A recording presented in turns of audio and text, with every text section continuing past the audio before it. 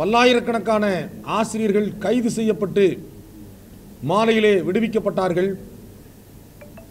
எங்களுடைய 10 அம்ச கோரிக்கைகள் தொடர்பாக தமிழ்நாடு அரசு இதுவரை டிட்டோ ஜாக்கினுடைய தலைவர்களை அழைத்து பேசவில்லை. எங்களோடு எங்களுடைய கோரிக்கைகள் தொடர்பாக தமிழ்நாடு அரசு பேச்சுவார்த்தை நடத்தி தீர்வு காண வேண்டும் என்று நாங்கள் எதிர்பார்க்கிறோம். இந்த சூழ்நிலையில் எங்களுடைய கோரிக்கைகள் தொடர்பாக தமிழ்நாடு அரசு இதுவரை எவ்வித நடவடிக்கையும் எடுக்காத சூழலில் எங்களுடைய மாநில பொதுக்குழுவானது இன்று வருகிற ஆகஸ்ட் 22ஆம் தேதி சென்னையில் பல்லாயிரக்கணக்கான ஆசிரியர்கள் பங்கேற்கக்கூடிய கோட்டை மறியல் முற்றுகை போராட்டத்தை நடத்துவதென தீர்மானித்திருக்கிறது. எங்களுடைய கோரிக்கைகள் 10 அம்ச கோரிக்கைகள் என்பது நாங்கள் புதிதாக இந்த அரசிடம் எந்த சலுகையும் பெறுவதற்காக நாங்கள் எங்களுடைய கோரிக்கையை முன்வைக்கவில்லை. எங்களிடமிருந்து பறிக்கப்பட்ட உரிமைகளை நாங்கள் ஏற்கனவே பெற்றுக்கொண்டிருந்த உரிமைகளை கடந்த ஆட்சியிலும் இந்த ஆட்சியிலும் பறித்திருக்கிறார்கள். அந்த உரிமைகளை மீண்டும் வழங்க வேண்டும் என்கிற கோரிக்கையைத்தான் நாங்கள் முன்வைத்திருக்கிறோம். இன்றைக்கு ஆட்சியில் இருக்கிற திராவிட முன்னேற்றக் கழக அரசு கடந்த சட்டமன்ற தேர்தல் வாக்குறுதியின் போது நாங்கள் முன்வைத்த கோரிக்கைகளை ஏற்றுக்கொண்டு எங்களிடமிருந்து பறிக்கப்பட்ட உரிமைகளை நாங்கள் ஆட்சிக்கு வந்தால் மீண்டும் தருவோம் என்று எழுத்து மூலமாக வாக்குறுதி அளித்தார்கள். கிட்டத்தட்ட இந்த ஆட்சி பொறுப்புக்கு வந்து 4.5 ஆண்டுகள் ஆகியும் கூட இன்று வரை அந்த கோரிக்கைகளை நிறைவேற்றவில்லை என்கிற மிகப்பெரிய ஆதங்கம் ஒட்டுமொத்த தமிழ்நாட்டு ஆசிரியர்கள் மத்தியில் இருக்கிறது. தமிழ்நாட்டில் பணியாற்றக்கூடிய அரசு ஊழியர்கள் ஆசிரியர்களில் கடந்த 2 ஊதிய குழுக்களில் மிகவும் மோசமாக பாதிக்கப்பட்டவர்கள், பழிவாங்கப்பட்டவர்கள் தமிழ்நாட்டினுடைய இடைநிலை ஆசிரியர்கள். அவர்கள் ஏற்கனவே பெற்று வந்த மத்திய அரசுக்கு இணையான ஊதியத்தை கடந்த 2 ஊதிய குழுக்களிலே அவர்களிடமிருந்து பறிக்கப்பட்டிருக்கிறது. கடந்த சட்டமன்ற தேர்தல் வாக்குறுதியில் திராவிட முன்னேற்றக் கழகம் நாங்கள் ஆட்சிக்கு வந்தால் இடைநிலை ஆசிரியர்களுடைய ஊதிய முரண்பாடுகளை களைவோம் என்று தெரிவித்திருக்கிறார்கள். 1/6/2009 பின்பு நியமனம் பெற்ற இடைநிலை ஆசிரியர்களுடைய ஊதியம் என்பது மிக மோசமாக பாதிக்கப்பட்டிருக்கிறது. அதை சரி செய்வோம் என்று சொன்னார்கள். அதற்கு ஒரு குழுவையும் இந்த அரசு அமைத்தது. அந்த குழு ஆண்டுதோறும் ஒரு 4 சங்கங்களை கூப்பிட்டு கருத்து கேட்கிறார்கள். அப்புறம் அந்த கருத்து கேட்பை அப்படியே விட்டுவிட்டு அடுத்த ஆண்டு ஒரு 4 சங்கங்களை கூப்பிடுகிறார்கள். இப்படியே 4 ஆண்டுகள் கடந்து விட்டது. எனவே அந்த கோரிக்கை நிறைவேறுவதற்கான எந்த வாய்ப்பும் இருப்பதாக எங்களுக்கு தெரியவில்லை. எனவே தேர்தல் வாக்குறுதியில் கூறியபடி இடைநிலை ஆசிரியர்களுடைய ஊதிய முரண்பாடுகளை களைந்து மத்திய அரசுக்கு இணையான ஊதியத்தை வழங்க வேண்டும் என்கிற கோரிக்கையும் டிட்டோ ஜாக் முன்வைக்கிறது. இன்றைக்கு தமிழ்நாட்டில் தொடக்க கல்வித்துறையில் பணியாற்றி கொண்டிருக்கக்கூடிய 90% மேற்பட்ட ஆசிரியர்களை மிக கடுமையாக பாதித்திருக்கிற அரசாணை என்பது அரசாணை 243. தமிழ்நாட்டினுடைய தொடக்க கல்வித்துறையில் போடப்பட்டிருக்கிற இந்த அரசாணையால் தொடக்க கல்வித்துறையில் பணியாற்றி கொண்டிருக்கக்கூடிய 90% மேற்பட்ட ஆசிரியர்கள், குறிப்பாக பெண் ஆசிரியர்கள் தங்களுடைய பதவி உயர்வு வாய்ப்பை இழந்திருக்கிறார்கள். 60 ஆண்டு காலமாக தொடக்க கல்வித்துறையில் நடைமுறையில் இருந்த ஒன்றிய முன்னுரிமை என்பதை மாற்றி மாநில முன்னுரிமை என்று கொண்டு வந்ததால் பெண் ஆசிரியர்கள் தங்களுடைய பதவி உயர்வு வாய்ப்பை இழந்திருக்கிறார்கள். தமிழ்நாடு தொடக்க கல்வி ஆசிரியர் இயக்கங்களின் கூட்டு நடவடிக்கை குழு டிட்டோ ஜாக் பேரமைப்பின் சார்பில் இன்று சென்னையில் மாநில பொதுக்குழு கூட்டமானது நடைபெற்றது. அதன் முடிவுகளை இப்போது நாங்கள் தெரிவிக்கிறோம். கடந்த ஜூலை 17, 18 ஆகிய 2 நாட்கள் 10 அம்ச கோரிக்கைகளை வலியுறுத்தி மாநிலம் முழுவதும் மாவட்ட தலைநகரங்களிலே தொடர் மறியல் போராட்டத்தை டிட்டோ ஜாக் பேரமைப்பானது நடத்தியது. அந்த போராட்டத்திலே தமிழ்நாடு முழுவதும் 38 மாவட்டங்களிலும் பல ஆயிரக்கணக்கான ஆசிரியர்கள் விடுப்பெடுத்து கொண்டு அந்த மறியல் போராட்டத்திலே பங்கேற்றார்கள். 2 நாட்கள் மறியல் போராட்டத்திலே பங்கேற்று பல்லாயிரக்கணக்கான ஆசிரியர்கள் கைது செய்யப்பட்டு மாலையிலே விடுவிக்கப்பட்டார்கள். எங்களுடைய 10 அம்ச கோரிக்கைகள் தொடர்பாக தமிழ்நாடு அரசு இதுவரை டிட்டோ ஜாக்கினுடைய தலைவர்களை அழைத்து பேசவில்லை. எங்களோடு எங்களுடைய கோரிக்கைகள் தொடர்பாக தமிழ்நாடு அரசு பேச்சுவார்த்தை நடத்தி தீர்வு காண வேண்டும் என்று நாங்கள் எதிர்பார்க்கிறோம். இந்த சூழ்நிலையில் எங்களுடைய கோரிக்கைகள் தொடர்பாக தமிழ்நாடு அரசு இதுவரை எவ்வித நடவடிக்கையும் எடுக்காத சூழலில் எங்களுடைய மாநில பொதுக்குழுவானது இன்று வருகிற ஆகஸ்ட் 22ஆம் தேதி சென்னையில் பல்லாயிரக்கணக்கான ஆசிரியர்கள் பங்கேற்கக்கூடிய கோட்டை மறியல் முற்றுகை போராட்டத்தை நடத்துவதென தீர்மானித்திருக்கிறது. அந்த கோட்டை முற்றுகை போராட்டத்தை வெற்றிகரமாக நடத்துவதற்காக மண்டல அளவில், மாவட்ட அளவில், வட்டார நகர அளவில் டிட்டோ ஜாக் பேரமைப்பினுடைய போராட்ட ஆயத்த கூட்டங்களை நடத்துவது என்றும் நாங்கள் இன்று முடிவு செய்திருக்கிறோம். மாநிலம் முழுவதும் பல ஆயிரக்கணக்கான ஆசிரியர்களை திரட்டி, ஒரு 50,000த்திற்கும் மேற்பட்ட ஆசிரியர்களை திரட்டி சென்னையில் கோட்டை முற்றுகை போராட்டத்தை நடத்துவது என இன்று நடைபெற்ற டிட்டோ ஜாக் பேரமைப்பினுடைய மாநில பொதுக்குழு கூட்டத்திலே முடிவு செய்யப்பட்டிருக்கிறது. எங்களுடைய கோரிக்கைகள் 10 அம்ச கோரிக்கைகள் என்பது நாங்கள் புதிதாக இந்த அரசிடம் எந்த சலுகையும் பெறுவதற்காக நாங்கள் எங்களுடைய கோரிக்கையை முன்வைக்கவில்லை. எங்களிடமிருந்து பறிக்கப்பட்ட உரிமைகளை, நாங்கள் ஏற்கனவே பெற்றுக்கொண்டிருந்த உரிமைகளை கடந்த ஆட்சியிலும் இந்த ஆட்சியிலும் பறித்திருக்கிறார்கள். அந்த உரிமைகளை மீண்டும் வழங்க வேண்டும் என்கிற கோரிக்கையைத்தான் நாங்கள் முன்வைத்திருக்கிறோம். இன்றைக்கு ஆட்சியில் இருக்கிற திராவிட முன்னேற்றக் கழக அரசு கடந்த சட்டமன்ற தேர்தல் வாக்குறுதியின் போது நாங்கள் முன்வைத்த கோரிக்கைகளை ஏற்றுக்கொண்டு எங்களிடமிருந்து பறிக்கப்பட்ட உரிமைகளை நாங்கள் ஆட்சிக்கு வந்தால் மீண்டும் தருவோம் என்று எழுத்து மூலமாக வாக்குறுதி அளித்தார்கள்.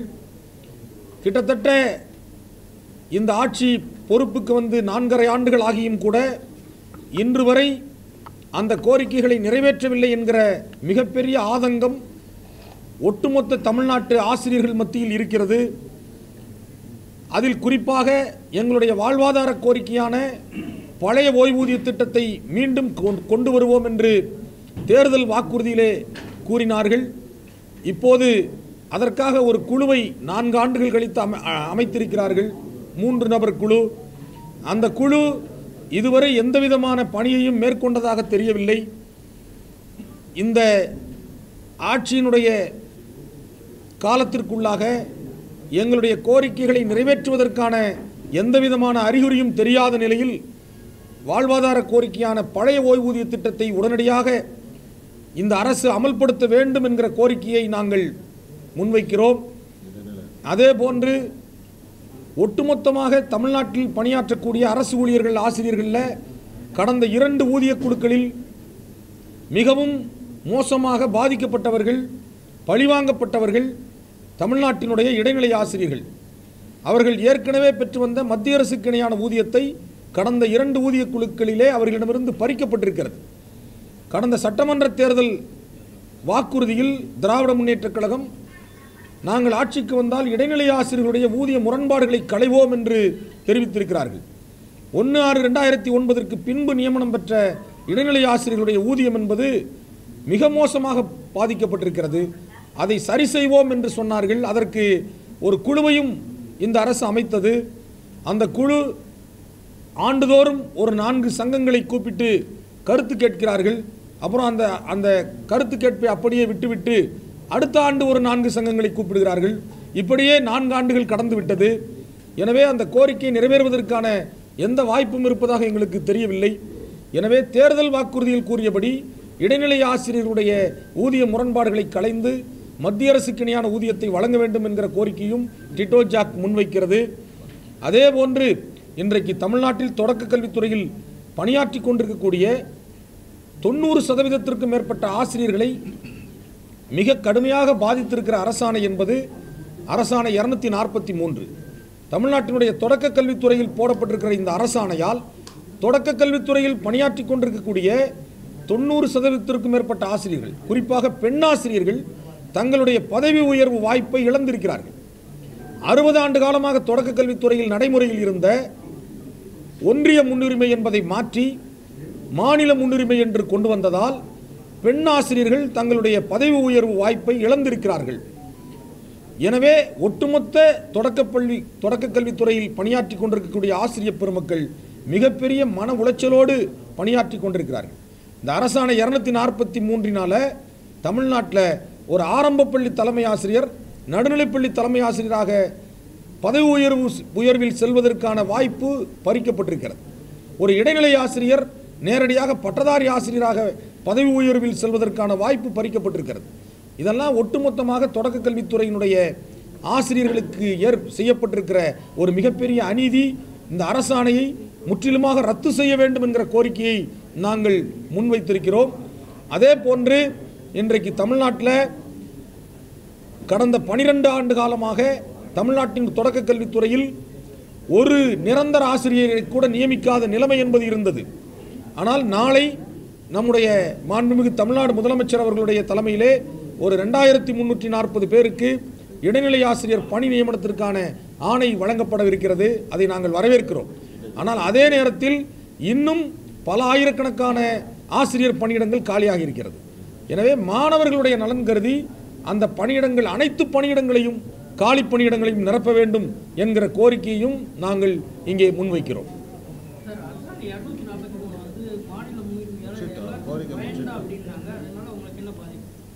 எப்படி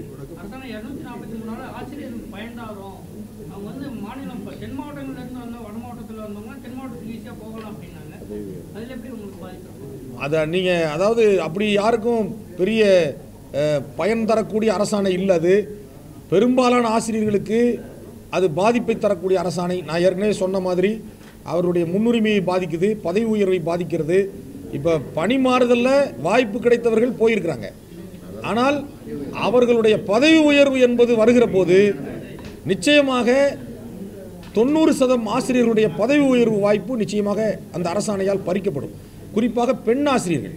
அது எப்படின்னா, உங்களுக்கு கன்னியாகுமரியில் இருக்கக்கூடிய பணியாற்றக்கூடிய ஒரு பெண் ஆசிரியருக்கு திருவள்ளூரில் ஆரம்ப பள்ளி தலைமை ஆசிரியராக பதவி உயர்வு கிடைக்கும். அப்படி கிடைக்கும்போது நிச்சயமாக ஒரு 600 கிலோமீட்டர் 700 கிலோமீட்டர் தாண்டி அவர்கள் பதவி உயர்வு அந்த பணியிடத்திற்கு வரமாட்டார்கள், இதை ஏற்றுக்கொள்ள மாட்டார்கள்.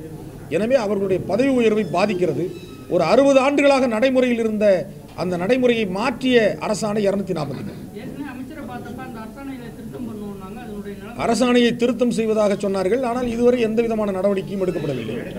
எடுக்கப்படாத சூழ்நிலையில் தான் நாங்கள் எங்களுடைய போராட்டத்தை நாங்கள் தொடர வேண்டிய சூழ்நிலை என்பது இருக்கிறது. அடுத்த கட்ட போராட்டத்தை அடுத்த கட்டமாக டிட்டோ ஜாக்கினுடைய மாநில பொதுக்குழு கூடி அடுத்த போராட்டத்தை தீர்மானிக்கும். அதே மாதிரி இன்னைக்கு நான் முழுமையாக கோரிக்கைகளை சொல்லலை. இன்னைக்கு தமிழ்நாட்டினுடைய ஒட்டுமொத்த தொடக்க கல்வித்துறையில் பணியாற்றி கொண்டிருக்கக்கூடிய ஆசிரியர்களும் மிகப்பெரிய மன உளைச்சலோடும் மிகப்பெரிய கொந்தளிப்போடும் இன்றைக்கு இருக்கிறார்கள். தமிழ்நாட்டினுடைய தொடக்க கல்வித்துறையில் பணியாற்றி கொண்டிருக்கக்கூடிய ஆசிரியர்கள். அது என்ன காரணம் அப்படின்னா, ஒட்டுமொத்தமாக பள்ளிக்கல்வித்துறையினுடைய தணிக்கை பிரிவு அலுவலர்கள் மாநிலம் முழுவதும் ஒவ்வொரு வட்டார கல்வி அலுவலகத்துக்கும் போய் அங்கே ஆசிரியர்களுடைய பணிப்பதிவேடுகளை தணிக்கை செய்கிறோம் என்று சொல்லி அந்த பணிப்பதிவேடுகளை ஆய்வு செய்து ஒட்டுமொத்தமாக ஒரு 30% மேற்பட்ட ஆசிரியர்களுக்கு பல்வேறு தணிக்கை தடைகளை விதிக்கிறார்கள். அதில் குறிப்பாக ஆரம்ப பள்ளி தலைமை ஆசிரியர்கள் தேர்வு நிலைக்கு பெற்ற 5400 தர ஊதியத்திற்கு வழங்கப்பட்டிருக்கிற தணிக்கை தடை. இதன் காரணமாக ஓய்வு பெறக்கூடிய ஆசிரியர்கள் கிட்டத்தட்ட 25 லட்சம் முதல் 30 லட்சம் ரூபாய் வரை திரும்ப செலுத்த வேண்டும் என்கிற ஒரு ஆணைகளை பிறப்பித்து அதன் காரணமாக 1000க்கும் மேற்பட்ட ஆரம்ப பள்ளி தலைமை ஆசிரியர்கள் பணி ஓய்வு பெற்ற நிலையிலும் கூட ஓய்வு பெற முடியாமல், ஓய்வு கால பணப்பலன்களை பெற முடியாமல் இன்றைக்கு மிகப்பெரிய மன உளைச்சலிலே இருந்து கொண்டிருக்கிறார். நீங்கள் ஒரு காலத்தில் ஐஏஎஸ் அதிகாரிகள் போட்ட உத்தரவுகளை, ஐஏஎஸ் அதிகாரிகள் அரசாணைகளை வெளியிட்டு அந்த உத்தரவுகள் படி தான் இதெல்லாம் வழங்கப்பட்டது. ஆனால் இன்றைக்கு பள்ளிக்கல்வித்துறையில் பணியாற்றக்கூடிய, தணிக்கை பிரிவில் பணியாற்றக்கூடிய ஒரு சாதாரண எழுத்தர் போய் அந்த ஐஏஎஸ் அதிகாரி போட்ட உத்தரவுக்கு தணிக்கை தடை விதிக்கிறார். அப்படி விதித்ததுனால இன்றைக்கு பல ஆயிரக்கணக்கான ஆசிரியர்கள் பாதிக்கப்பட்டிருக்கிறார்கள். அது மட்டும் இல்லை, தொடர்ந்து தணிக்கை தடை. நீங்கள் பிலிட் முடித்து நடுநிலைப்பள்ளி தலைமை ஆசிரியராக பணியாற்றி அதற்கு பிறகு ஊக்க ஊதியம் பெற்றவர்கள், உயர்கல்விக்கு ஊக்க ஊதியம் பெற்றவர்களுக்கு தணிக்கை தடை. திறந்தநிலை பல்கலைக்கழகங்களில் பட்டம் பெற்று ஊக்க ஊதியம் பெற்றவர்களுக்கு தணிக்கை தடை. இப்போ சமீபத்தில் எம்காம் பிஎட் எம்ஏ எக்கனாமிக்ஸ் படித்து உயர்கல்விக்கான ஊக்க ஊதியம் பெற்றவர்களுக்கு தணிக்கை தடை. இப்படி தொடர்ச்சியான தணிக்கை தடைகளை விதித்து கொண்டே இருக்கிறார்கள். நீங்கள் இதன் காரணமாக ஆசிரியர்கள் மிகப்பெரிய மன உளைச்சலோடு பணியாற்றி கொண்டிருக்கு. முதல்ல ஒரு காலத்தில் மாதம் மாதம் அவங்களுக்கு ஊக்க ஊதியம் கொடுத்துட்டு இப்போ மொத்தமாக நீ கொடுத்தது தப்பு அப்படின்னு சொல்லி இப்போ புதிதாக ஒரு உத்தரவை போட்டு நீங்கள் ஒரு அரசாணைக்கு முரணாக ஒரு செயல்முறை ஆணை வெளியிட முடியாது. ஆனால் ஏற்கனவே இருந்த ஒரு அரசாணைக்கு முரணாக செயல்முறை ஆணைகளை தொடக்க கல்வித்துறையிலிருந்து பிறப்பித்துக் கொண்டே இருக்கிறார்கள். அதன் காரணமாக அவர்களை பல லட்சத்தை திரும்ப செலுத்துன்னு சொன்னால் எப்படி செலுத்துவார்கள்? டிட்டோ ஜாக் பேரமைப்பில் இணைந்திருக்கக்கூடிய 12 அமைப்புகளும் கலந்து கொள்வார்கள். வேற அமைப்புகள் இதில் கலந்துக்க மாட்டாங்க. ஆதரவு கொடுக்கிறது போக போக தெரியும். இல்லை, ஜாக்டோஜியோ இல்லை, இது டிட்டோ ஜாக்கினுடைய கூட்டம் தான். அதனால டிட்டோ ஜாக்கினுடைய முடிவை தான் நாங்கள் சொல்ல முடியும். வேற சங்கங்கள் ஆதரவு கொடுக்கறதும் கொடுக்காதும் அவங்களுடைய விருப்பம்.